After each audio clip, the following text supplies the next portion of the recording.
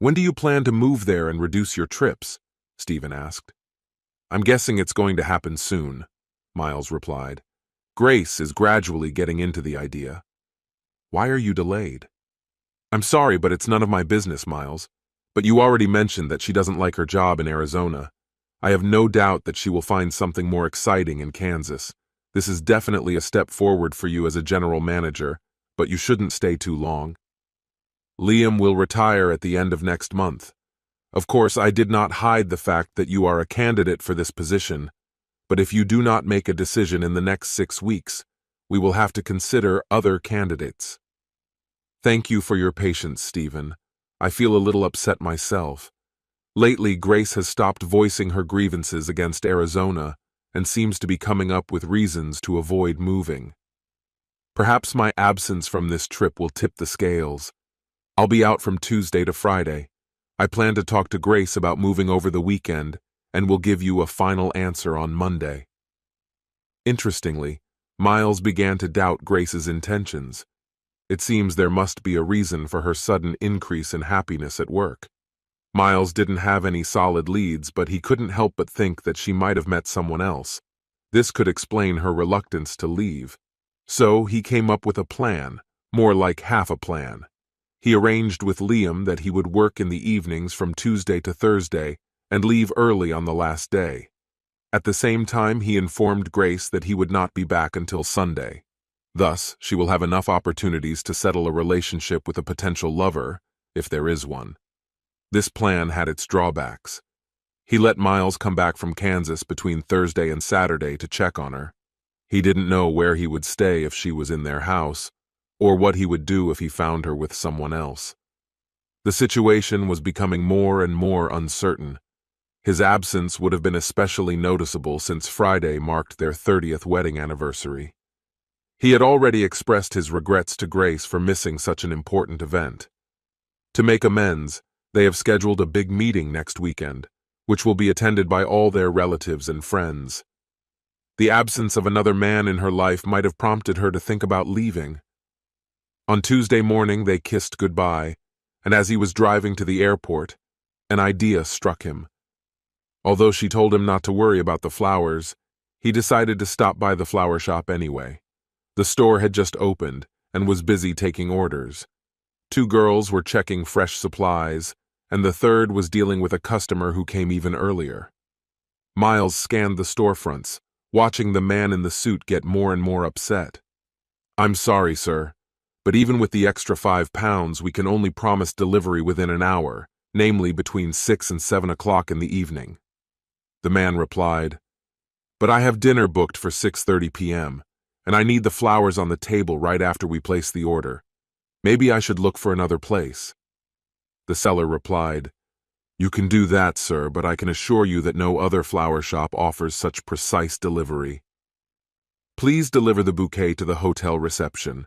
I will write you the address, please, as soon as possible after 6 p.m. Ideally, he should be there before 6:30 p.m. I will attach an additional note to the desk clerk asking him to give the flowers to me, Mr. Brown. They can leave the bouquet at the reception and give it to me right after my wife and I book a table. We already have reservations for Friday and Saturday, so they'll know who I am.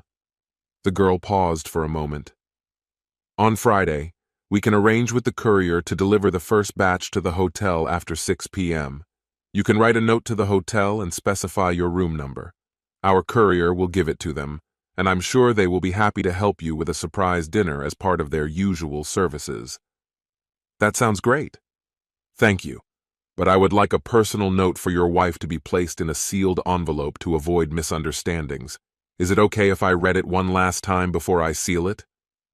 He looked around and met Miles's gaze. Miles smiled and looked at the red roses. The man smiled. Sure, come on. The note read, Happy anniversary to my dear Grace. I wish you to enjoy orange juice for another 30 years. It's Grace through and... Yes, exactly. Keep the change for yourself. He paid and left. Miles froze in place for a moment. Although the cold was biting, beads of sweat stood out under his collar. After all, it was their wedding anniversary this Friday, and Grace through and was undoubtedly his. Miles often joked that he preferred orange juice to champagne, but the reality of her infidelity was much worse. It was time to think about divorce. How could she have been involved with another man for 30 years, throughout their marriage, and yet Miles had no idea about anything? Did that guy leave a tip for her? He turned to the girl. Yes, she replied. Usually people don't leave tips at the time of ordering, but sometimes customers come after to compliment us on how the flowers turned out. They usually bring chocolates instead of money, but this is not prohibited. Oh, don't worry about it. I also plan to tip you. What amount did he give you? Actually, £3. Well, I'll give you a little more. I need your advice on choosing the perfect flowers for my anniversary, as well as clear delivery instructions. I will compensate you for the confidentiality. Please keep this between us. Don't tell the other two girls about it. When he got on the freeway, he called Stephen and said that he had talked to Grace the night before and was definitely interested in a job in Kansas. 10 minutes later, Liam called to confirm it. I will prepare the contract for your arrival, Miles, he said. Stephen said that you can get to work whenever you want. Do you want to finish early this week? Of course, I would appreciate it. I have to go home and start packing. It was 6:40 p.m., and the couple ordered dinner, completely oblivious to the surroundings. William was wearing a smart black suit, and Grace was wearing a timeless little black dress. The dress was a little too short and revealed the top of the black stockings when she crossed her legs. When she leaned forward, he realized that she was not wearing a bra. They raised glasses of champagne, and their toasts were accompanied by a soft clang. Congratulations on your anniversary, my love, he said. Thank you, my love, she replied, raising her glass.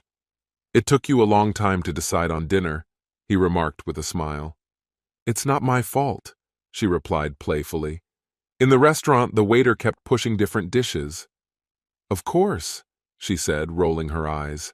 He couldn't help himself. He seemed to lean towards you a lot. As soon as he offered something, his gaze would turn to you, he teased. I really hope you're not feeling jealous, she said, raising an eyebrow. No, of course not, he replied with a grin. Rather, I am jealous of your husband. He can enjoy all these beautiful curves whenever he pleases, and he also has easy access to all the other charms that you are hiding. I've been keeping my little strawberries, as you call them, out of his reach for weeks now. In fact, you've been using my charms for more time than he has. Next weekend, I'll let him enjoy me for an alternate anniversary, but I'm not wearing panties today. I thought you'd prefer me like this for the weekend. This is a great idea. I think I'll have a fruit salad for dessert. First of all, I will enjoy your strawberries, and then I will drink orange juice, and who knows what else I might find under your dress. Sounds tempting. You can take whatever you want under my dress. I'll settle for something warm and white. You always want to offer a lot more than Miles. Oh, that was fast. The waiter returned, but not with the food. He presented a magnificent bouquet of 30 red roses. Happy anniversary, Mrs. Brown, he said. Turning confidently, he walked away. Petty beamed as she opened the envelope and read the note. You're so romantic, William. I wish I'd really been with you all this time. However, now it's all in the past. More than 30 years ago, you noticed my birthmark. Can you believe that? After all, you've always been a little tricky. How many times has it been? 4? You introduced me to a few of the first ones, but there is one special place that has always belonged only to you. It was your colleague's brilliant idea to hire me as a stripper for your bachelorette party, he said. And coming to work in your office 2 months ago was the best decision of your life. I can't believe you recognized me after all these years. Grace, you haven't changed at all. Maybe your orange got a little fuller and none of your friends told Miles about it. No way. He won't find out now. With the right scenario, we will be able to catch up. Leaning across the table, she kissed him. When she pulled back, a flash caught her attention. Grace turned and saw a man standing next to their table, as if he had been there for a long time. His face was hidden behind a large bouquet of flowers, and the phone with which he took the picture lay in front of him. What are you doing? Delete this photo immediately, she shouted, attracting curious glances from those around her. Happy anniversary, Grace. Miles carefully removed the roses from the table and put his own in their place. There's no note here, Miles remarked. The flowers should convey everything. He presented a bouquet of white lilies, red poppies, and 2 unique black roses, one for her and one for himself. Each of these flowers symbolizes death. In this case, they symbolize the end of our marriage. Grace's eyes widened in shock and her mouth twisted. William leaned back in his chair, trying to distance himself from the unfolding tense situation. With a sudden movement, Miles grabbed William by the hair, pulled his head back, and shoved something into his mouth. Don't worry, gentlemen, it's just a game. He glanced at Grace. It's all over now. What did you put in his mouth? In an instant, William squeezed his nose and a bottle of champagne was in his mouth. He was gasping for breath, and 2 waiters began to approach the scene. Once Miles was sure William had swallowed, he let him go. William's suit and shirt were drenched in champagne, and he stood up coughing. Miles then turned to the approaching people in suits. Don't worry, gentlemen. We just played a little bit, he said, glancing at Grace. It's already been done. So what did you put in his mouth? She screamed, her voice cutting through the air. It was something much more mundane than the words you might have expected. It was my wedding ring. He leaned over and said to Grace, This is a ring that symbolizes 30 years of your love. Now, it's in the same place as our marriage. By the time you manage to get it, if you need it at all, I'll be in Kansas. You'll have to look for a new place to live, since the house is registered in my name, and you're going to need a divorce lawyer. As he left, he put something in front of William. Enjoy your dessert, idiot. It was a small orange. The last 2 months have been like hell for Grace. The lack of money has not given her the opportunity to hire a lawyer. The locks were replaced in the house where she had been married for 30 years. In her old age, Grace had nowhere to go, because her and Miles's children lived very far away. William, worried about his marriage, broke off all relations with Grace. She was heartbroken. Grace also understood that Miles would sue for everything they had made. The evidence of infidelity that he filmed on his phone would play an important role in the divorce.